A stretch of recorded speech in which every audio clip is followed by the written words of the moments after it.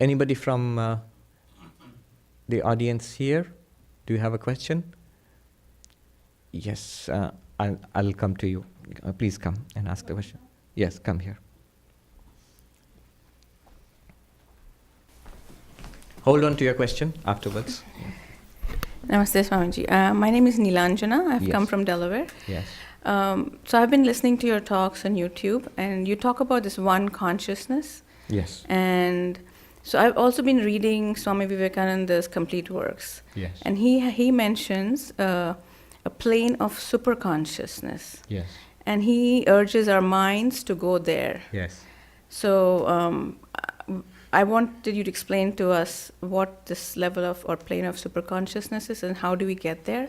Yes. And the other question I had was, he mentions meditation, so is that the only way? That was my question. Right. And the other question I had was, you talk about enlightenment through the path of knowledge. Is that the only path to enlightenment? Right. So, what is this superconsciousness? Because you're talking about one awareness, one consciousness, and Vivekananda does mention a number of times. He says from the unconscious to the conscious to the superconscious. The superconsciousness is this pure consciousness which we're talking about. The Turiya of the Mandukya Upanishad, the Sakshi, Atman, Brahman, pure awareness. Today I use the term bare awareness. That awareness in itself, our real nature, that is that superconsciousness when it is appreciated in its real nature. Otherwise, what happens is, how do you distinguish it from the awareness which we have now? What we have now, what kind of awareness do we have now?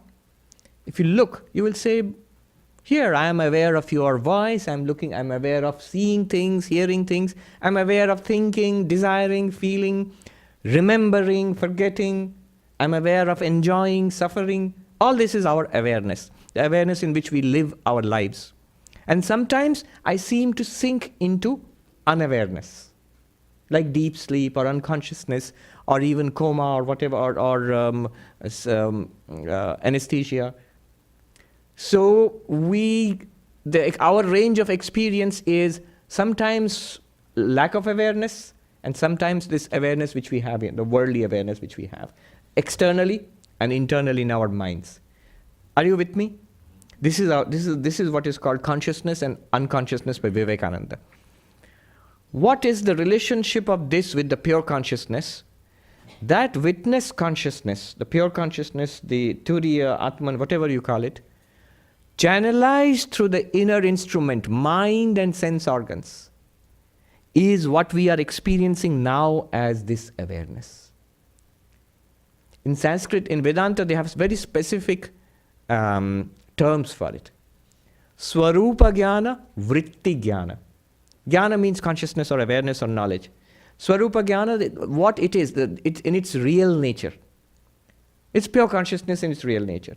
Vritti jnana means the mind undergoes modifications. You just think something, you're listening to my words. As the words enter your ears and are transmitted to your mind undergoes waves. When you listen to my words and recognize them and get the meaning, or suppose I do not get the meaning, that lack of comprehension, these are all waves in the mind. These are called vrittis. And that consciousness, when it shines upon these vrittis, it is called vritti chaitanya or vritti jnana. That is what Swami Vivekananda calls the ordinary consciousness. Consciousness in itself, Swami Vivekananda calls it superconsciousness. And when these vrittis cease, as in deep sleep, as in unconsciousness, then what happens is this ordinary consciousness ceases. And so we feel it's unconscious, nothing, blank. But that pure consciousness is continuously there. There are no vrittis, no movements of the senses or the minds to illumine. So blankness is there. Our attention is on the blankness. We think nothing, blank. When the mind moves into vrittis, we say that, oh, now there is something. I see, I hear, I smell, I touch, I desire, I love, I hate, I remember, I forget, I understand or do not understand. These are all vrittis. When these vrittis are silent, blankness, we think nothing, sleep, unconsciousness. But that unchanging awareness is there. We don't know it. accessing it, realizing it, noticing it. I'll just say as simple as noticing it or recognizing it. When? Here. Now. That is called superconsciousness. How do you realize it? Meditation is certainly one way. Usually Swami Vivekananda uses these terms, unconscious, conscious, superconscious, in the context of Raja Yoga, meditation. So what he says is, one way is, when we are using our minds consciously, at that time if you consciously calm the mind down through meditation, it could be that Dirgha Pranava Ucharana meditation which we did, but in Raja Yoga, Patanjali Yoga, there are many types of meditation which are suggested. Ashtanga Yoga, the 8-limbed yoga is suggested. The whole purpose is, while remaining awake, not going into unconsciousness or deep sleep or anything like that, while remaining awake, can I shut down the vrittis of the mind? How do you shut it down? Not by making it blank. It won't work. Other vrittis will keep rushing it. Raise one vritti, like a mantra for example, and replace every other vritti with it. Make the mind absolutely focused and one-pointed, and the next step after that is the mind ceases. That is samadhi. From sampragyata samadhi to asampragyata samadhi. What will happen then? At that point, yogas chitta vritti nirodha, yoga, samadhi is attained, which is cessation of the modification of the mind. Tada drashtu swarupe avasthanam. The pure consciousness, witness, which we are, is then appreciated in its real nature. That is, as unlimited awareness. Not awareness involved with mind. That's what we are aware of right now. If you do not do that, if you're normally active, like we are, walking, talking, thinking, doing, then what happens? Vritti sarupya mitaratra, the 4th sutra of Yoga Sutra. The consciousness, that superconsciousness itself, is now involved with the mind, and we call it ordinary consciousness. So shutting down the mind through meditation, not by making it blank or falling asleep, through meditation, shutting down the mind or cessation of the movements, modifications of the mind, that is one way. The other way is the path of knowledge. Yoga is one way, jnana is another way.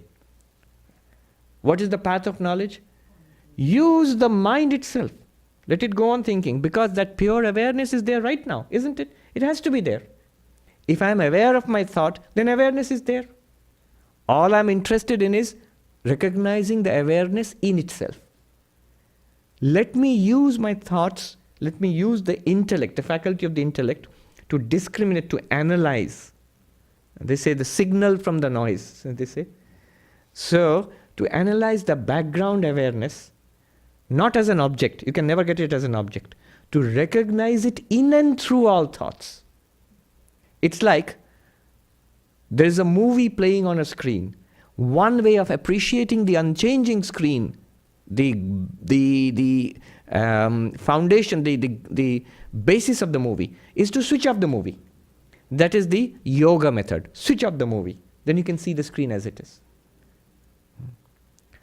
Again here, don't be misled by the analogy. The screen is an object. So if you switch off the movie, you can see the screen as an object. But that bare consciousness or pure consciousness, Atman, is not an object.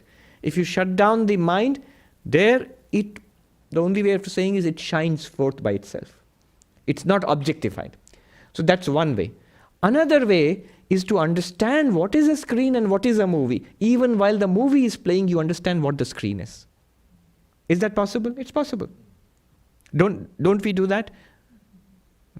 When the movie is playing, you know what a screen is. So when the movie is playing, if I tell you, here in the movie, while things are happening, there's action going on, do you understand and notice the screen also? You don't see it as such because you see the pictures. But in a sense, you see the screen also. After all, what else are you seeing except the screen itself?